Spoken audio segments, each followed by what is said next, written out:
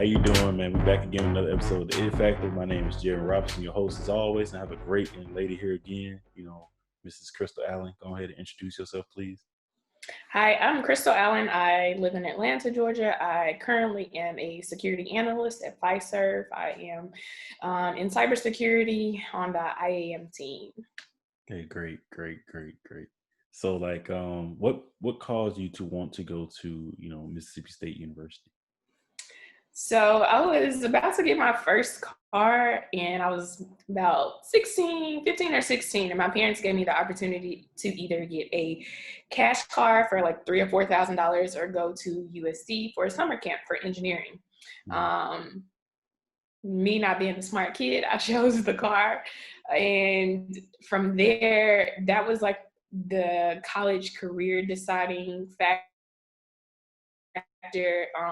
Money, because my parents didn't go to college and I really didn't want to put that burden on them. Right. By the only school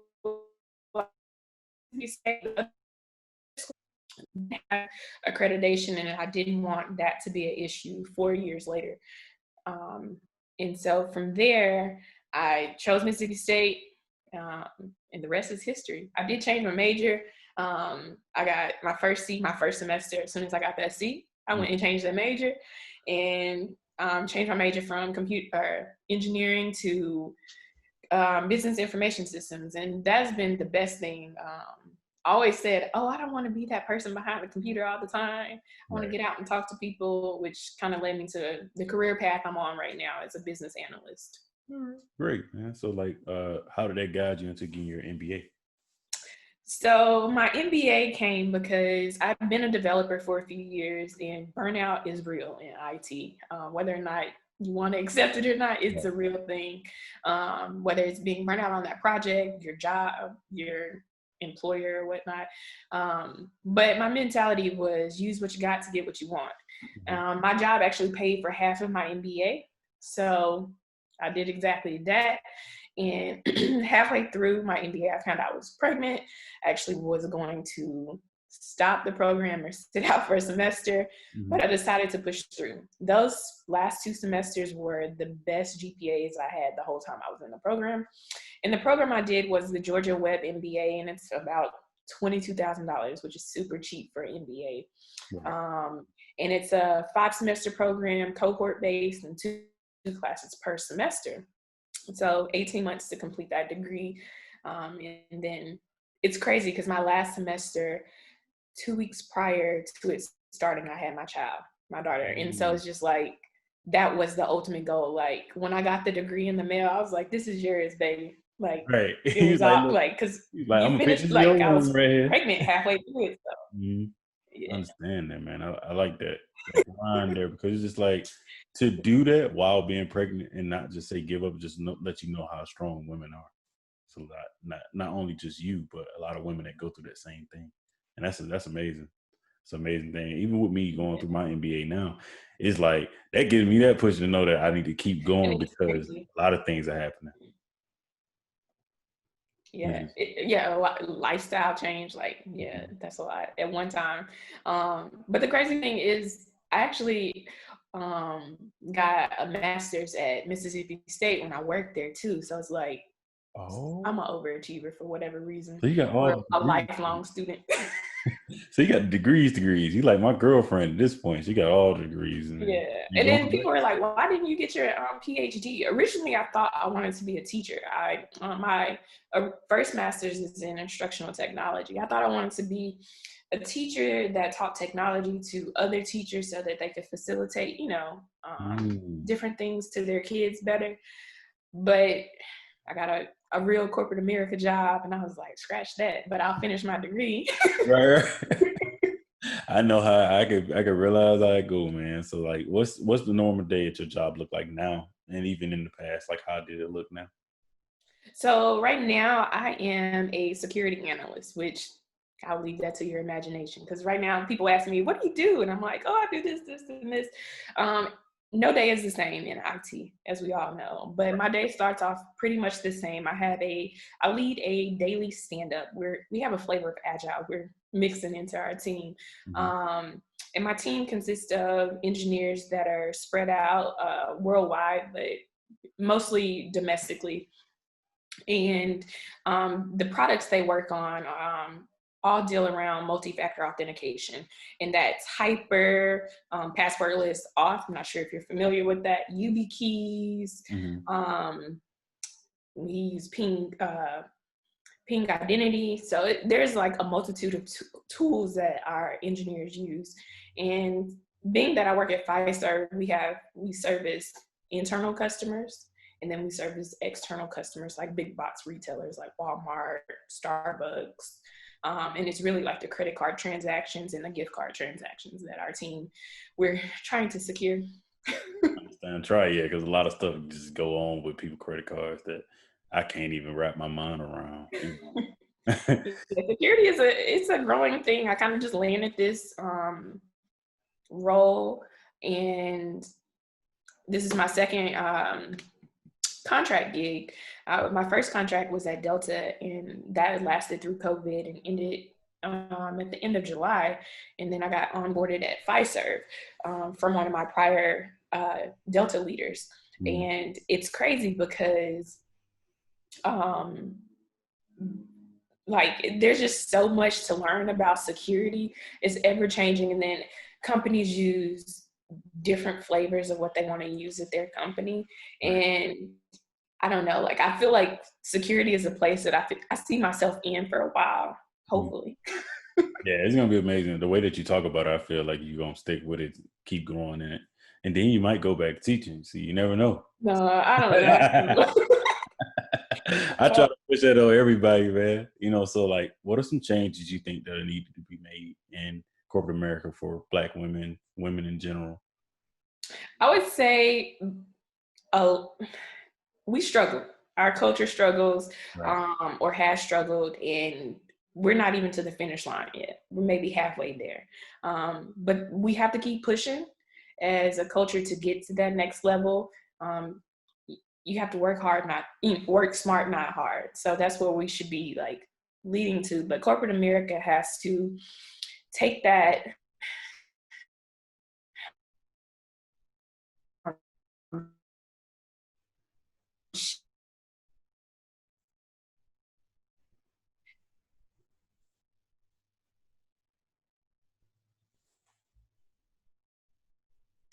so everybody's allowed to have that bad day.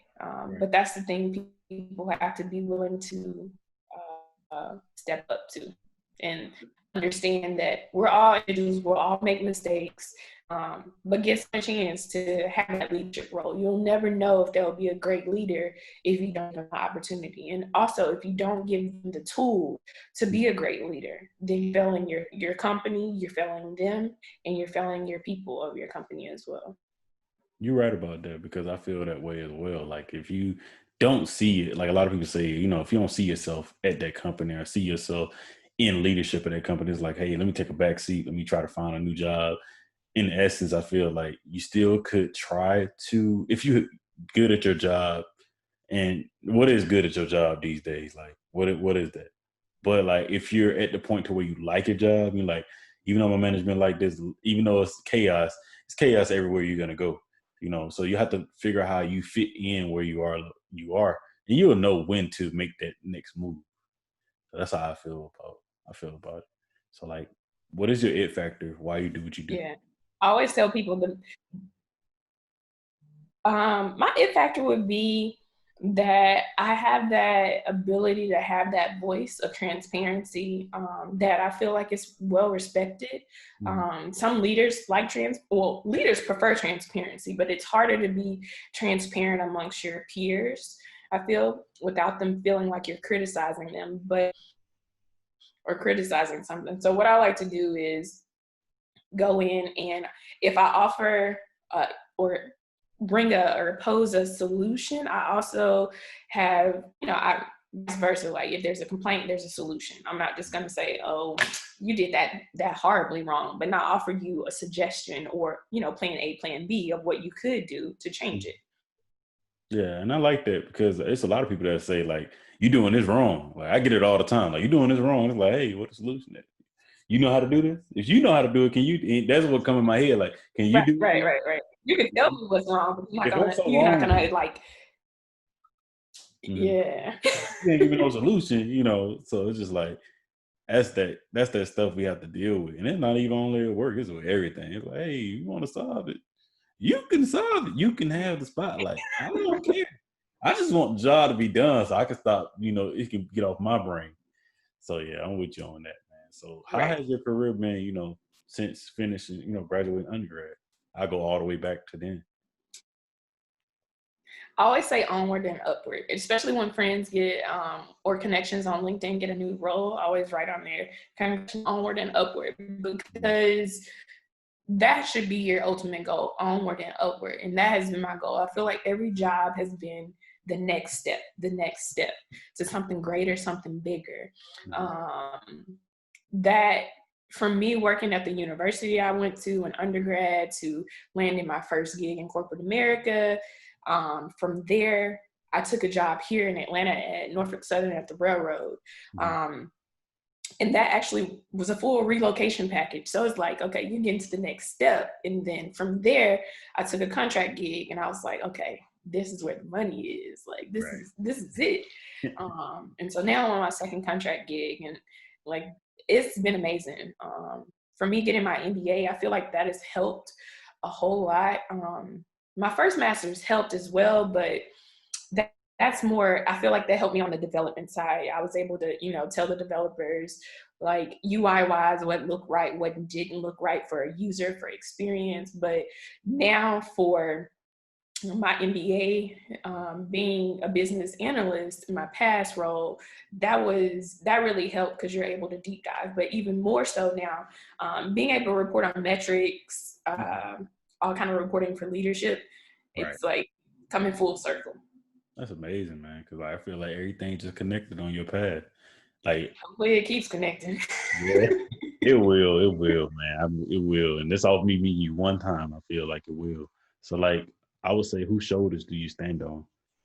I would have to say it would be fearless leaders, family and friends, whether those friends are in the industry of IT or they've just been successful in their own career journey. That definitely has a lot to do with it. Got you, man. So, what is your ultimate plan, man? Ultimate goal in life? Short term, I would say I think I'm going to proceed with getting a cert in security, the CISSP. I have to wrap my head around that one. All right, got you. See, I'm glad you brought that up. One of my frat brothers that I just had on the show, episode coming out soon. He just got his CISSP. Wow. And what's crazy is I took a class in grad school, and the teacher taught to the book for the test. And he said that at the beginning of the course, and he was like, at the end of this course, you should be able to take the test and get certified. All of us being young and dumb, we're like, whatever. So mind you, that's like 10 years ago almost. If I would have did that, where would I be today? So, but now it's like, now I got to go back and learn all this stuff over again that would have been easier to do back then. But it is what it is, and I'm gonna pursue it. I guess my intermediate after that would be a leadership role, whether it's a director or just a managerial role. I would love to dabble in IT leadership in corporate America before I say I'm washing my hands of corporate America. I got you. I like that, man. Then when you do become one, just pull me on the side as a country. Yeah, you gotta get your team right. I'll be a professor by that time, so you can just pull me on some research projects, something simple, Yeah. So man, do you have any questions for me? I know you want to teach, but when we've been talking, I know you said that you're a developer, but do you see yourself stepping out into something else into a different role before you actually pursue teaching full time? I do see myself like coming somebody like a requirements analyst or something that's low tech that I can kind of get that other feel for a role, so that when I do go into the classroom, I can have that to speak on as well, not just speaking from the developer point. So that's pretty good. That's kind of where like my prior role was, because I was in development for so long, and that burnout is real, like that stress level. But then to the flip side, on the requirements, you're meeting with the business. Like that was my thing. Like, I'm sick of sitting behind this computer and doing this code all day, and you just pass me the requirements. I want to go talk to them. I want to know what they're talking about. Because I always tell people when we do the requirement sessions, it's like, okay, yeah, for me, having that technical background, and this is going to help you too, because you have that foundation, you know what is possible. But when you go in there in those requirements meetings and those business partners or, you know, external clients, they're going to ask, can you give me the unicorn? And the unicorn is not possible, but you have to be able to like break it down to them and tell them why. But you also have the facts to back it up from the technology standpoint, and they'll respect you. They'll take those requirements a long way. Like, and then that often that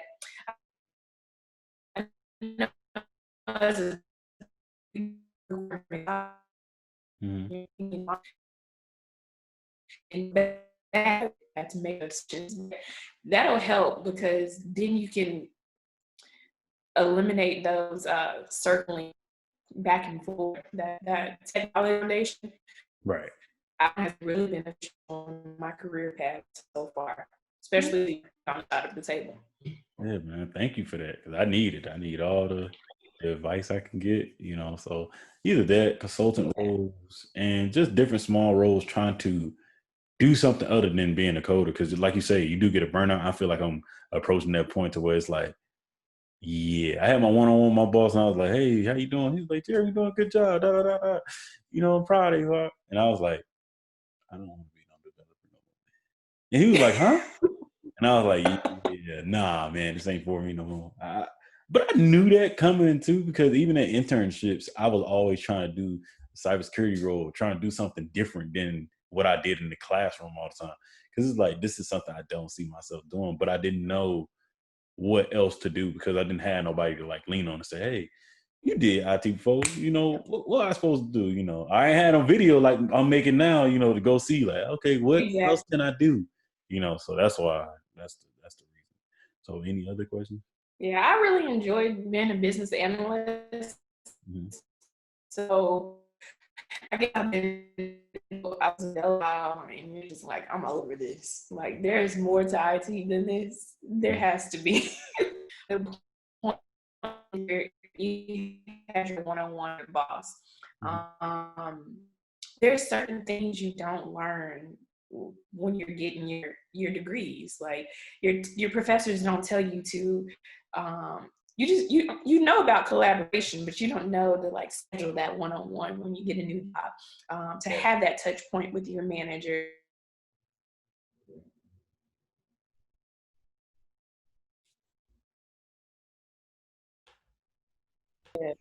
But all right. Is it recording? On my side, it doesn't show recording. Yeah, it's back now. Okay. It didn't go up. I paused it once it went black. I was like, wait a minute.